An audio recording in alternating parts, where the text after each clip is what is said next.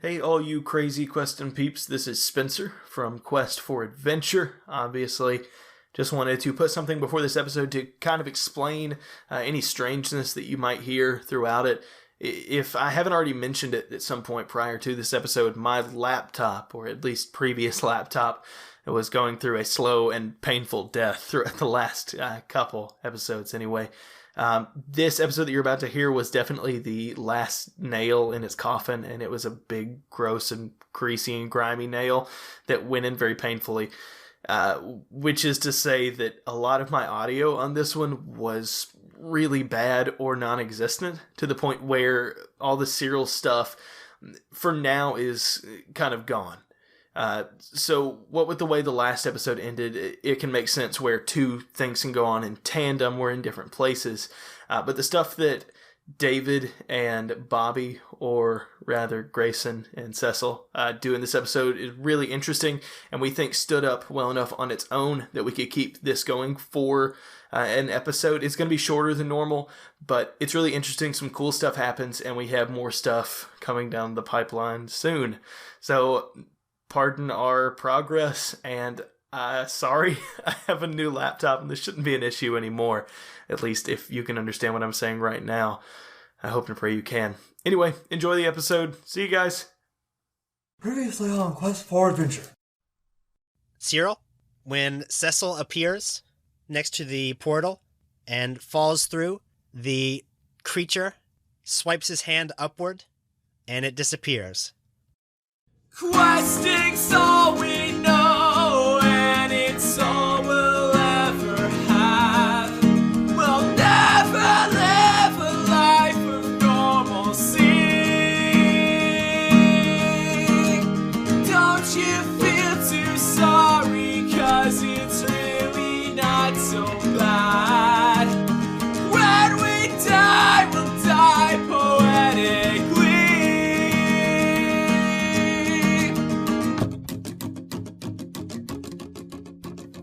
Hey everybody, and welcome to episode 36 of Quest for Adventure, the only podcast where you get to hear four cool guys have some D&D fun times. I'm Caleb. I'm Bowie. I'm David. And I'm Spencer. And we are going to be playing Dungeons & Dragons later. But first, Bobby, what did you do this week? I watched a film. Uh-oh. What film? I watched a movie called Mulholland Drive. Ah, David Lynch. David Lynch. Good old DL. Good old DL. I hated it. I thought it was awful. Yeah, I've never heard of that movie. that's my least favorite David Lynch movie. And from what I've read, like one of his most critically acclaimed ones. I think it's just because it's like normal. I I don't really know if critics like David Lynch or if just like art houses do. Yeah. The IMDb review section is pretty heavily biased towards loving David Lynch. Why was it so bad? I don't know. I thought it was really, really bad. Like one of the most annoying movies I've ever seen. Annoying movies. It's like, it's awful. It's just a big dream sequence, basically. Is that a spoiler? Do you find out at the end it's a dream sequence? I mean, well, that's kind of David Lynch's thing in general. Well, how many dreams are in the sequence? Is it like triple dream? That's where he messed up. No, it's like Infinity Dream, where like every scene's a different dream. Huh. Hey, do you guys want to be in my David Lynch podcast, Lynch Mob? We just talk about I like that. our favorite Lynchisms. I thought you would talk about your least favorite.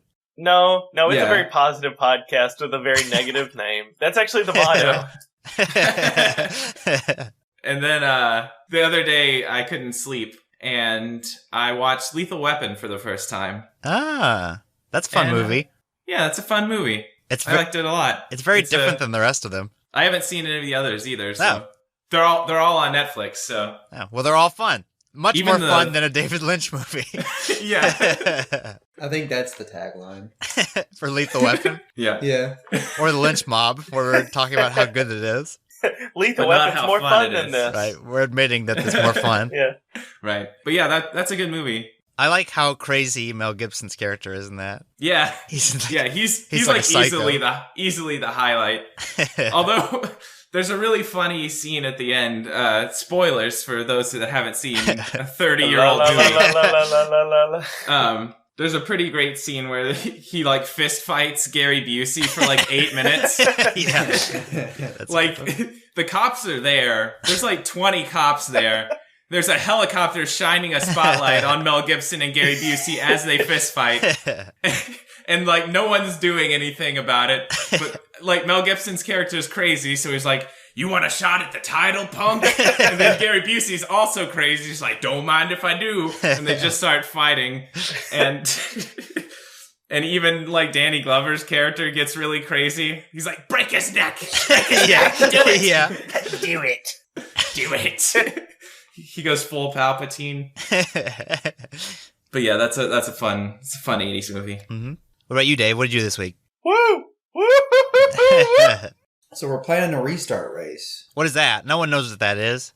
No one knows what that is. Well, it is where a group of friends May or may not be us. may not be us, Probably not. but it is us.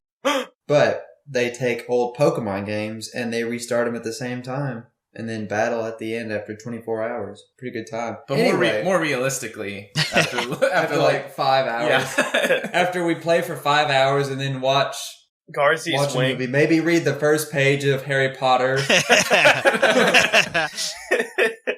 Well, that takes a good like 15 hours. Fight so- a miltank for 7 hours. Shoutouts to Shout outs to J-Man. Jumbo fan Johnny. Jumbo fan Johnny. Gumbo fan Johnny. But I was having trouble finding. We're going to play Ruby and Sapphire this time, so I was having trouble finding them. So I got. I assume since I've moved out of my parents' house that Mother tends to hide things. So she resents it. no, it's just like, well, this isn't exactly where I wanted it, so I'll put this in the bottom of this drawer for 8 years. I'll wallpaper the wall and put it underneath. Didn't there used to be a door here, Mom? No. She found my old Game Boy SP that has been missing for like 5 years.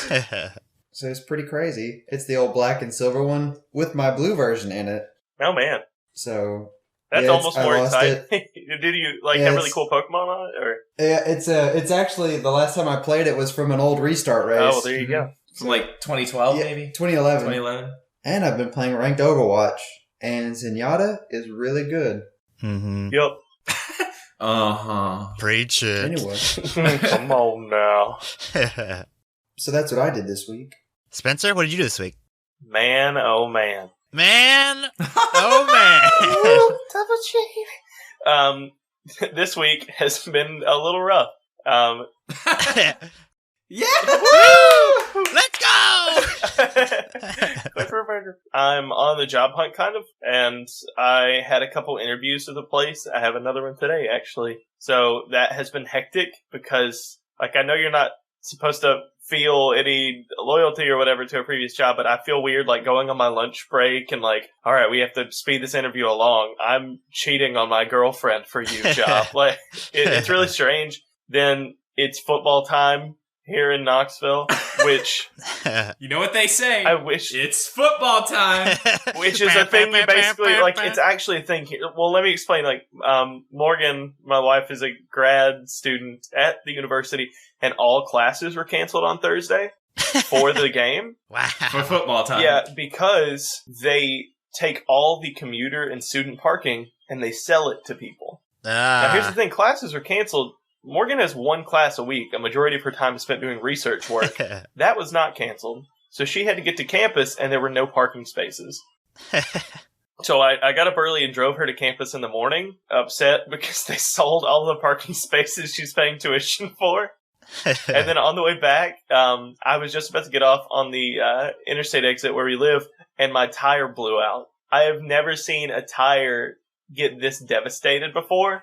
Like, it was just walls. There was no actual tread. It was gone. 100% gone. And thankfully, I've had this misfortune a few times. I know how to change a tire, and I got all the lug nuts off and everything, and the tire would not come off. Like, it was stuck on there. So I just started calling people because I didn't know what to do. I had done all the steps. And thankfully a cop came over and then called like a T-Dot technician. And the dude took a giant metal mallet and hammered the back of the tire, and it fell off. Oh, yeah, that's what you gotta do. Yeah, that's what you gotta do, I guess. Apparently it gets wedged on if... You just gotta hit stuff. Apparently it gets wedged on if, like, mechanics use an air system to put it back on too tight or something. Yeah. So that's what happened. And then I got to work really late and covered in grease. And then I got turned down from promotion on Friday. And turned down for what? For a promotion, I said. Promotion! But that means I don't have to learn financial aid, so that's pretty cool. In better news, David and I have been riding horses all week. Oh, man. What? So, Have you, David? I destroyed a tank on a horse with a sword. He did. Battlefield 1 is coming out soon, which... The Battlefield games have never super interested me because they're like just hyper realistic, military shooters and super slow. Yeah, like slow, and you're one of 64 people on the map. Like you can accomplish nothing but dying, it feels like. But this one is about World War I, which I don't know of any other like mainstream shooter that's ever really done that. So it's really interesting when Call of Duty is kind of just nose diving into so far future, it doesn't even make sense anymore. But like David and I had a lot of fun riding horses. So you normally just pick your character class. Like I'm a medic, and I think David, you've been playing sniper. I don't remember, but I've been playing, trying to get to a yeah, horse. It doesn't really matter because when you spawn in on a horse, you are the special horse rider class. So you have like a bolt action rifle and then a sword.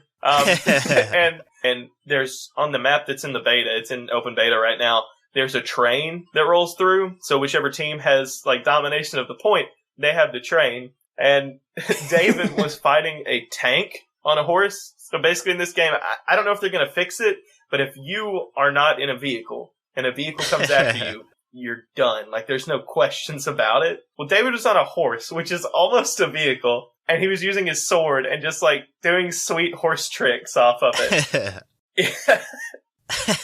I was basically like jumping over the tank. Like the light tank only has a gun on the very just front. ruining this guy's life. So I just made a point not to ever go in front of the tank. The tank or fighting the tank. And I was in the train at the time, and it's a 6-person vehicle, so like the train just backs up. The conductor's like blowing the whistle really loud, and we just wreck this tank while David's just running circles around it. Like it was incredible. It's one of the games that looks the closest to the trailers I've ever seen, and there are a lot of like the minute-to-minute gameplay. There are a lot of really good moments. The fun in Battlefield 1 is like an extremely high variance depending on whether or not you have a horse. That's a 10 out of 10 on a horse, 2 out of 10. No horse. Oh, no. I really like it, but I feel like I'm the only one. David really likes horses, I think. Yeah. And Aaron likes to play with me. What about you, Cam? Yeah. Did you ride a horse, you punk?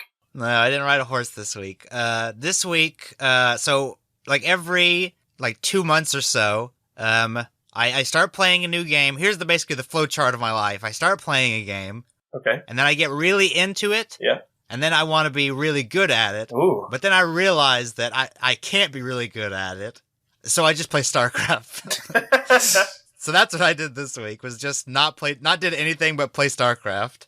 Oh, so you're in that section. Like there isn't a game right now that you're at? No, there's no game. I was playing Overwatch, and then I started getting good at it. But then I realized that if I want to be actually good, I gotta have like a team to play with, because that is true. Like a team game. So that's what I did this week. Just played StarCraft. Still riding the Zerg train? Yep, still riding the Zerg train. I did pretty well in my placement matches. It's weird. StarCraft is a weird game because like nobody plays it, kind of, but the people that do play it nonstop. So I did my placement matches, and like 3 out of 5 of the people were like, "Hey, are you doing your placement match?" And I said, "Yeah." And they're like, "Welcome back. Oh, it's good to have you back." And then I didn't talk. I was like, do they recognize you? That's kind of how back on Gears of War, like by the time the third one came out, if you went back to the first one, like you recognize like everybody who you played with. It's like, oh, there's this guy with like the gamer tag, just Marcus. There's so few namer tags, you can just use your real name. Are you boys ready for some Dungeons and Dragons? Are you boys ready for a clown wiggling his lips, a dying man, and I forgot what the third one David did was? Someone eating something, I think. Someone eating an apple? Let's go!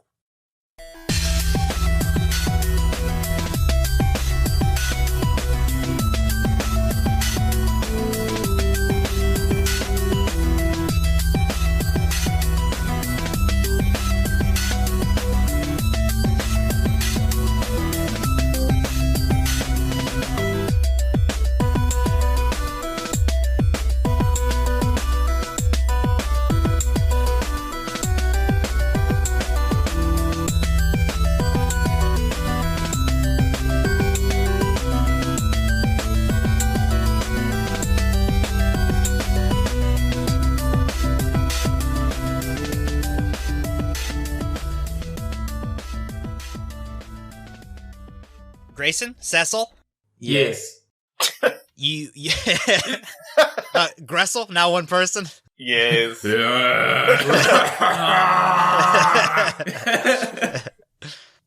You look upon this enormous, dilapidated temple. It appears to be made of this stone, and it is empty and dark. Can I do a history check on the temple? Please. 16. Okay, with a 16, you know that this temple was a place of worship eons ago, or at least it's believed to be, for the 5 gods. 5. The 5 gods. 9 gods. 9 gods. No, there's 5 though. Oh, can you see what gods? Yeah, can I do I know what gods, or do I need a religion check for that? Give me a religion check. 24. 24. You know that the people that worshipped in this temple worshipped the 5 gods of color. So the black god, the green god, the red god, the blue god, and the golden god. Gold God rules! Other gods can suck the big one! Do I know what each god represents? You do. Do you want to write this down? Because if I tell you, I bet you won't remember. I wouldn't. It's so bad, I wouldn't remember. I like that. I like that. The green god is the god of... Slow down! Black is the god of inspiration. Green is the god of tranquility. Red is the god of love. Blue is the god of humor. And gold is the god of pride. I thought there was a white god and I forgot the blue god. How embarrassing. He's going to hell. He's going to blue hell. For That's right, he's going to blue hell. You know that in the cellar of the temple, there is a great library. Could probably learn some sweet spells there. Yeah, let's should we do an investigation check on the inside? make sure it's not a Temple of Doom. Did you see that documentary about Temple of Doom? 26. I saw a scroll of vision about it. Alright, so what are you looking for? What are you investigating? The inside of the temple, just to see if there's anything inside. Okay, you look inside. It is incredibly dilapidated. Everything appears to be made of stone. It looks like the sort of small obelisks throughout the building were once chairs, but have since been destroyed and eroded. How long has it been since the end of last episode? Not too long. Maybe a few weeks. How long has it been since we, in the in-game world, since we started the podcast? Because we've been over the Eastern Continent for 2 years, right? Yeah, it's been 3.5 or 4, somewhere around there. Because there was a year gap. Yeah. Well, Crazy Fan. Yeah, that's what Crazy Fan Christian needs to make a timeline. And then we'll have to determine our ages afterward. I think I've been keeping up with mine. No. Yeah, so my eyes are super baggy. I haven't been sleeping for the past couple weeks or however long it's been. Right. I've, with no competition, have been sleeping like a baby. No competition. What a jerk. Searil was the original babyest sleeper, yeah. Do we know of anything else in the temple besides the cellar? Not especially. You know that there will be other rooms But for the most part, it was a place of worship. So there's one large room and then the library, which is more of an archive rather than a public library.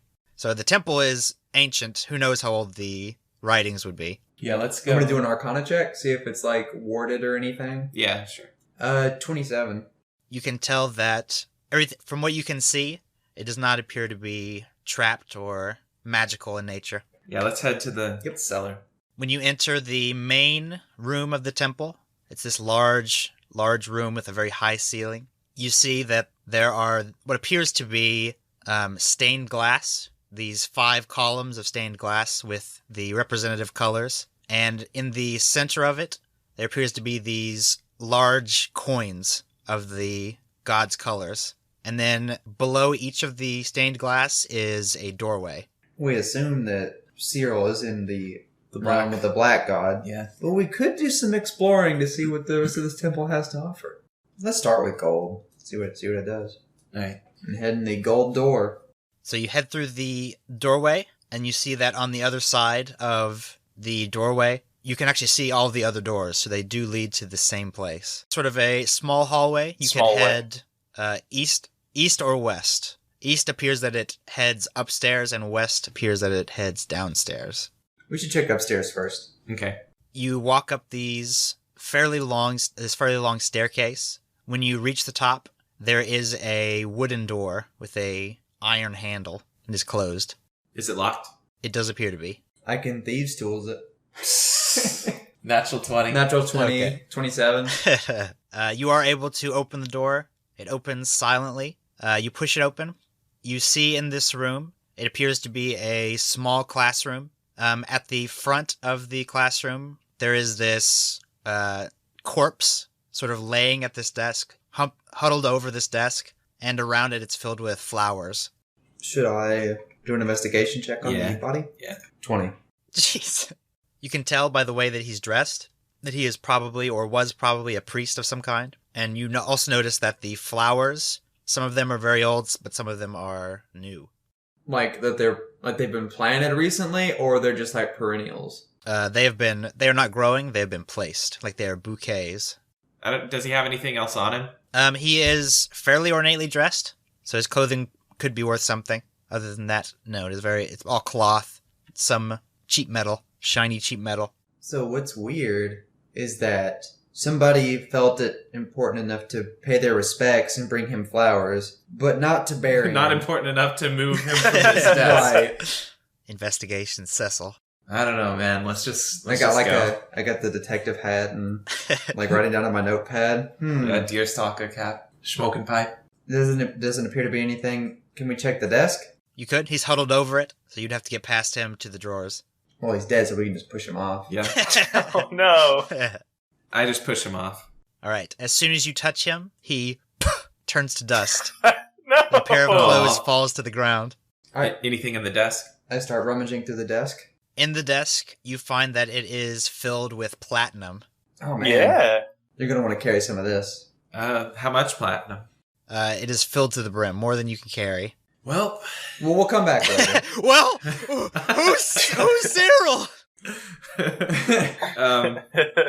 maybe we can come back later. We should probably get at least a little bit. Yeah. How much could we carry? Well, how comfortable do you want to be? Unencumbered. Unencumbered.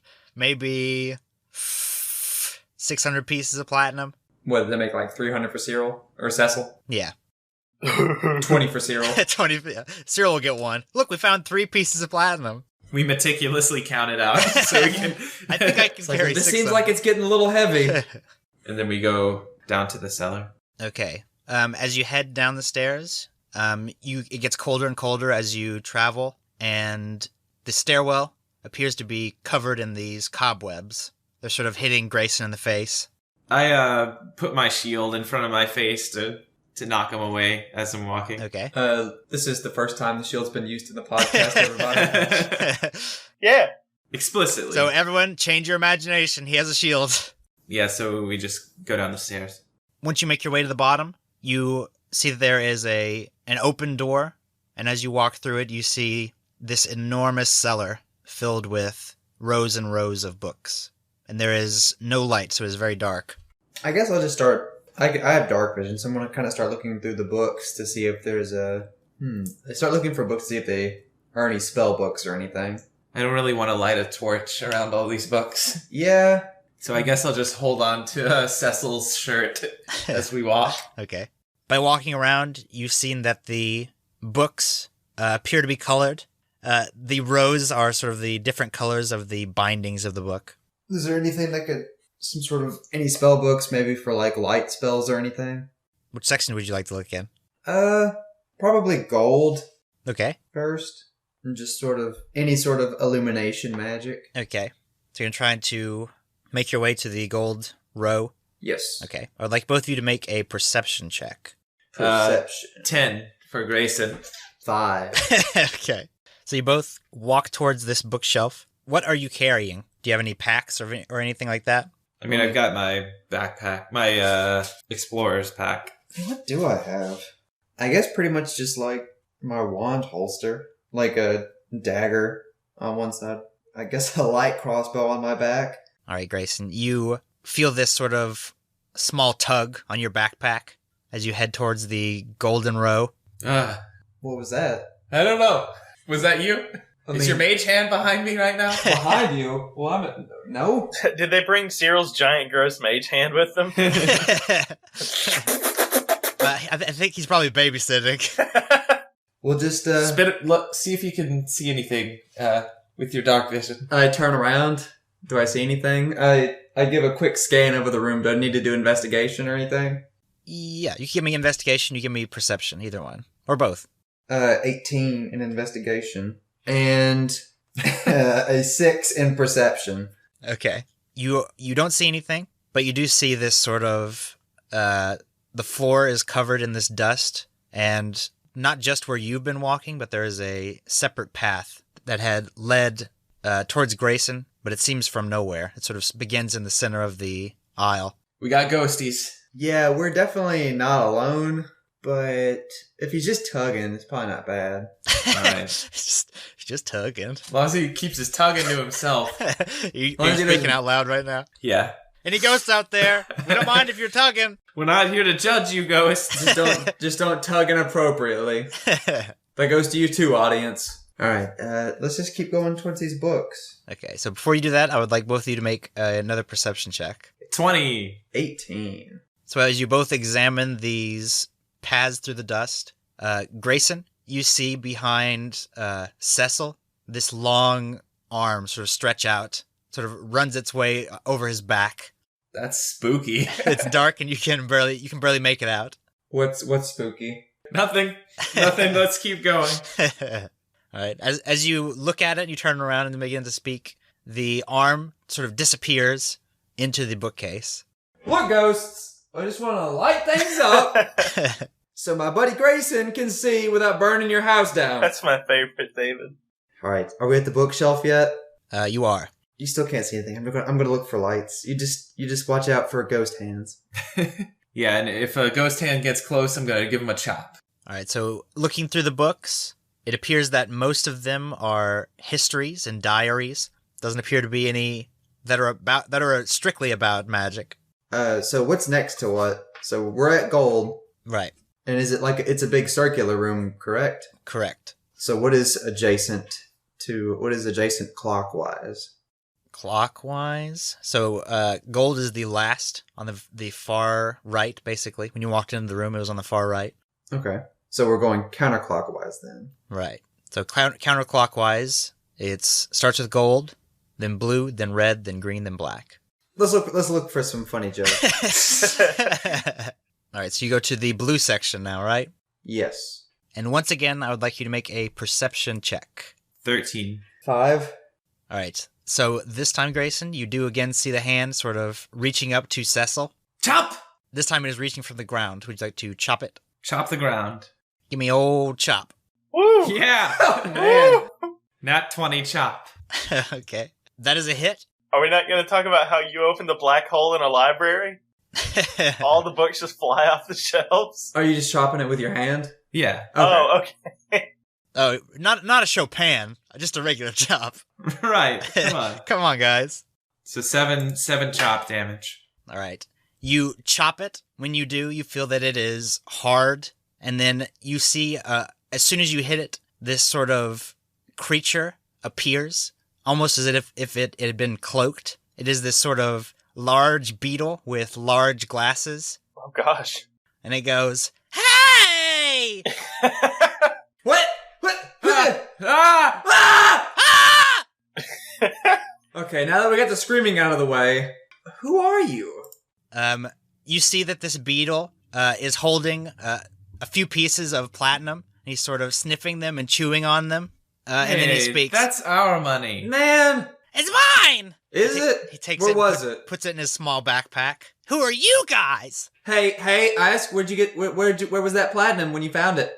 "It's my platinum. I found it." No, you didn't. Over there. Over there? Over where? Over here? I look at my backpack. There's only 299 pieces of it. No, I found it over there, under the section with the money. Maybe we'll give you some if you don't lie to us. Yeah. All right, you see his eyes squint. "What are you guys doing here?" Well, our friend is in a under the bed dimension. "I'll talk to you. You seem more reasonable." He points at Grayson. No, he's in a bunny dimension. Ah. All right, he starts to back away slowly. Hey, do you know anything about other dimensions, Mr. Beetleman, who shouldn't be weirded out by other dimensions? The name's John Beetleman. Thank you very much. Yeah, Mr. Beetleman. Yeah. Beetleman. Hey, look, Beetleman, yeah. he says, look, he's from here, and they say Beetleman weird. I'm from here. Why didn't you pick another place to make up? Beetleman. Look, he's gonna chop you if. I'm not gonna chop you. Here. And then I take out a handful of platinum pieces. What can you tell us about other dimensions and or this library? First, you tell me something. What is this? And then he shows you the platinum. He's sort of sniffing it, biting it. It's yummy. That's Right. what it is. He chomps down on it. Do you like it? No. You want some more? Yes. All right. So now you answer my stuff. What? No, you tell me what this is first. It's platinum. It's delicious. You eat it? Not me. I'm on a diet. It seems like you eat it. I don't eat it. You can also spend it. It is money. Money. Where'd you say you were from? Here. Like right here? Right here? Usually I'm over there. Ah. But like you were born here? Yeah? And you've always lived here? Yeah? So you should be able to tell us about it then. Yeah, what do you know about here? Here? Here. Here. Here? Right here. He Jeez. points to where you are. No, not there. And then I point to the room here. around us. Hold our arms open and like sort of in the whole expanse of the room. Here. Oh. Well, this is where people come to look at pictures. Are there any pictures that stand out to you? Well, one guy came in over there and he looked at a lot of pictures. And he points to the green section. Green. Do you know what he looked like? He was kind of big and he had a shirt on. How do you know what shirts are? He told me. Do you know a way to make this place brighter? Oh. He walks over to the blue section that you were in, and then he opens a book, and the book fills the room with light. And then he closes it, and the room dims again. They all light up the room. What? Well, leave one open, and then we can see each other. All right. He opens one up, and then squints at you. I wave at him. I toss him a handful of coins. And there's more where that came from, if you keep helping us. Nah, that's okay. These are boring now. What's that? Aw. And then he points at your sword. This is the last sun. What's it do? He's trying to try and grab it from you. Hey, I hands killed off. John Beetleman. Hands off, Johnny. This cuts people. You don't want to touch that. I think I want to touch it. You don't want to touch it. It's going to cut you. You'll get cut. All right, he slowly moves his hand towards it. No, that. I slap his hand away. Hey! Do you want some real food? Food? Don't you eat? No. How do you live? Here. Oh, Not where do you live. How do you live? I be here. Okay. Do you, huh? Green section, right? For a big guy with a shirt? Yeah, big guy. All right. I pull out some rations and hand them to him. Try this. What are these? This guy's It's food. Just eat it. This guy's a real Patches. I nod knowingly. Nibbles a bit of it off. This is good! You know what's even better? Telling people what they need to know. Yeah, that's good. And he starts eating. Okay, we're gonna go over to the green section now. Okay. He continues to eat. Alright, so we go to the green section. You're gonna leave John Beetleman? Yeah. Okay, you see that the green section, you can tell someone's been through there. There is the dust has all these trails through it. Many of the books have been pulled out, opened up, sort of splayed out on the ground, like someone's been reading through them. You look through them and you do not see any pattern in the titles. It seems like all of these books are open to a specific page, like he was comparing all of these books. Yeah, let's read like the first couple sentences of each book and see if there's any sort of see if it connects at all. Okay. As you look through them, you do notice a kind of theme. They are sort of first-hand accounts. These are all journals of people describing their experience with meeting the Green God and sort of describing specifically how he acts. Most of them describe him as very jovial and very smart. Does it say about how they meet met with with him? him? Yeah. So typically, most of the stories are about him appearing in some sort of vision. It appears that most of these are sort of an archive of experiences with the Green God. But it seems that rather than have a religious book, it has sort of an archive of events. Anecdotes. Yeah. Accounts of... Some anecdotal evidence. Right. I guess we should probably try the black section to see what their God looks like. We can just go to the red one real quick. Oh my god. Fine. You want a love spell? Is that what you want? No. Alright, let's look at the red section. I just want to know what love is. No, I guess we look at the red section. Okay. Much like all the other sections, it looks like it has been untouched. I'll take a book and you take a book and we'll just flip through and read a little bit. It is also first-hand accounts. A surprising number of them are seen by women when they are giving birth, and he's described often as very warm. Also, friendly, charming, just like the Green God was. Typically, enjoyable experiences. Alright, I'll go to gold then and flip through a couple books. So, looking through it, the Gold God is often described as coming to people when they've achieved something great, and he is also described as being very jovial, happy. Now I'm looking at the books of the Black God. He is described as... mean. He is also described as very jovial and happy. He comes to people often when they are in need of inspiration, when they are being creative. Same stuff? Yeah, he's not like I thought he would be. It makes me think that maybe whatever is in Bunnytown is not a god, maybe. Or if it is, he's maybe... I don't know. I would like you both to make a perception check. Don't you be doing anything, John. That's a natural 20 perception. It's a 12. You just write 180, stare at John. I see like 5 seconds ahead in time. Right. You see that John Beetleman reaches towards Cecil's wand and pulls it out. No! But you are able to preemptively catch him. No. You see that he is indeed approaching from behind you. I scold him. No! What's that?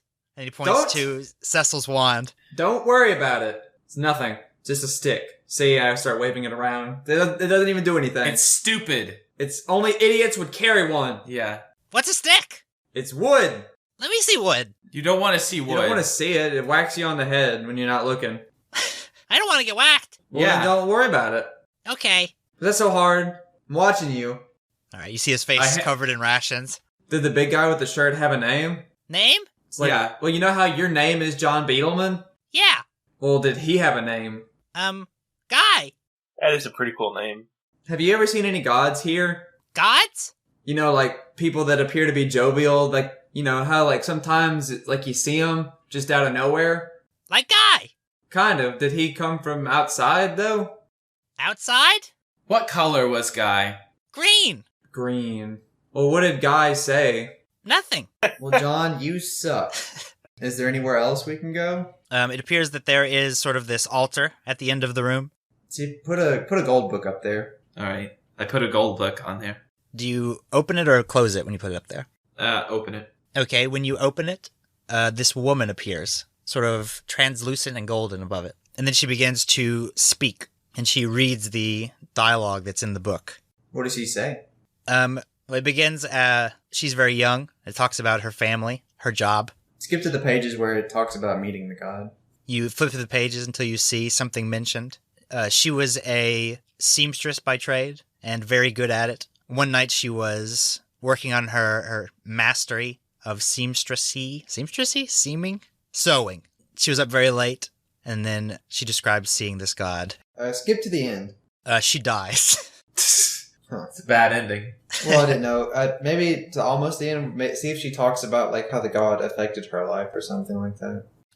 After seeing the god, she actually worked at the temple. Let's put a green one up there. Are there any books or accounts from people that we might recognize? You look through the books, and you do in fact see one that is written by Cypress Evergreen.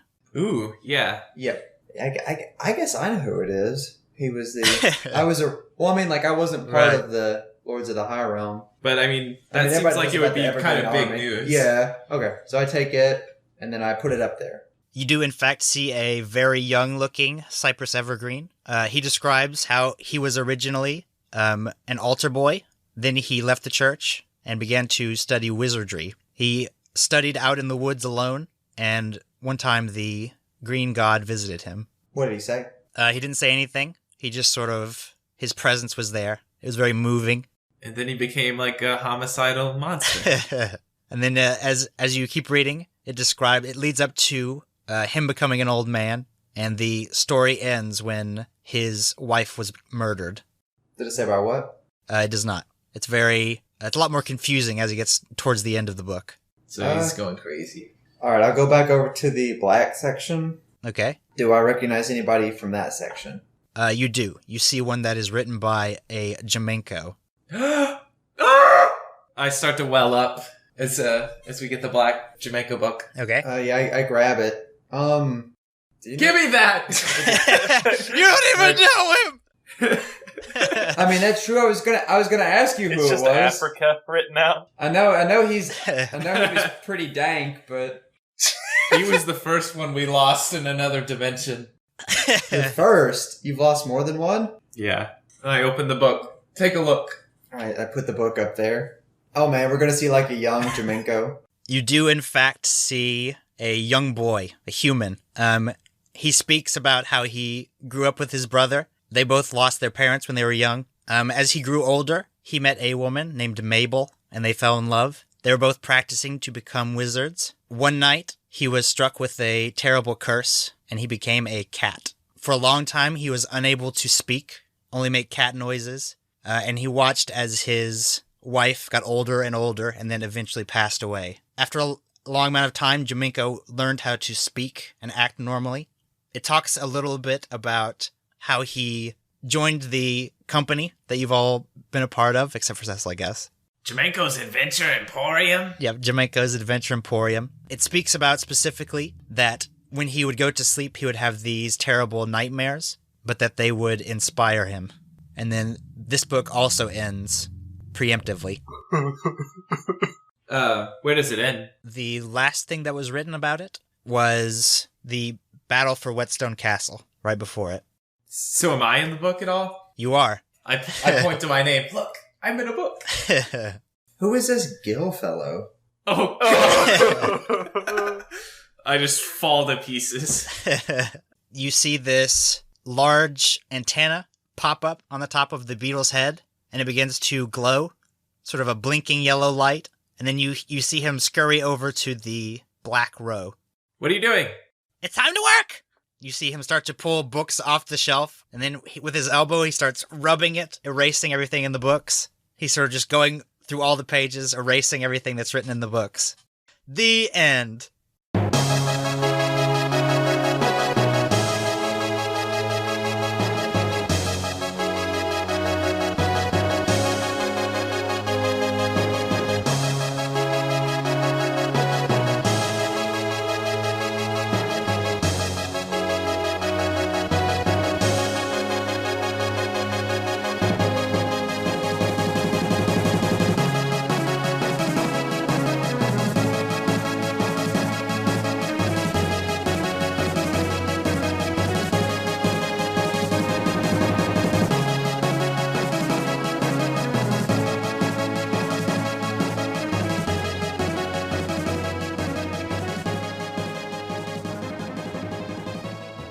All right, guys, that was one revealing episode. Definitely not. Exposing. It was exposing. Bobby, who's your secret winner this week? My secret winner this week is John Beetleman. John Beetleman. Because he might be a new one-star character. My secret password is alpaca. Give me some of that alpaca. Man, that's the one that keeps giving. David, who's your secret winner this week? Well, it was also going to be John Beetleman. Because God, I don't know how you could be less helpful. And my secret password is Wolf Glick sang booped, turning into a Pokemon theme. What? Was that words? Wolf Glick sang boop, turned into a Pokemon theme. A simple no would have sufficed. My secret winner this week. Hold on. Let's just say that Spencer had some technical difficulty, so he's dead now. Yeah, we kicked him off the podcast. He's gone. So Till he gets a new Lappy Toppy. we are accepting applications for a new fourth member. From Sean's all around the world. Yeah, so just, submit your resumes to thequestforadventure@yahoo.com. And then we'll pick who we're best friends with. Looking at you, adjective fan Aaron. Surprise, surprise, my secret winner this week is John Beetleman. Beetleman? Beetleman. John Beetleman. And my secret password is ooh la la, ooh la la. Ooh la la! But I would like a second password if you've ever seen the French version of Back to the Future, which of course I have. Back to the Future 2. Back to the Future 2, yeah. Ooh la la, ooh la la. So if you guys want to talk to us about the show, maybe you want to submit your resume, you can send us a message on Facebook. At Twitter, we're at Quest4Ad. Our website is quest-4-adventure.com. Our email is thequest4adventure@yahoo.com. We're on YouTube, we're on SoundCloud, and we're on iTunes. The best way to help out the show is to give us a review and to tell your friends. Just, let people know about the show. If you had a friend, Bobby, which you don't. No. What would you tell him? I'd say, what are you doing here? Get lost, kid.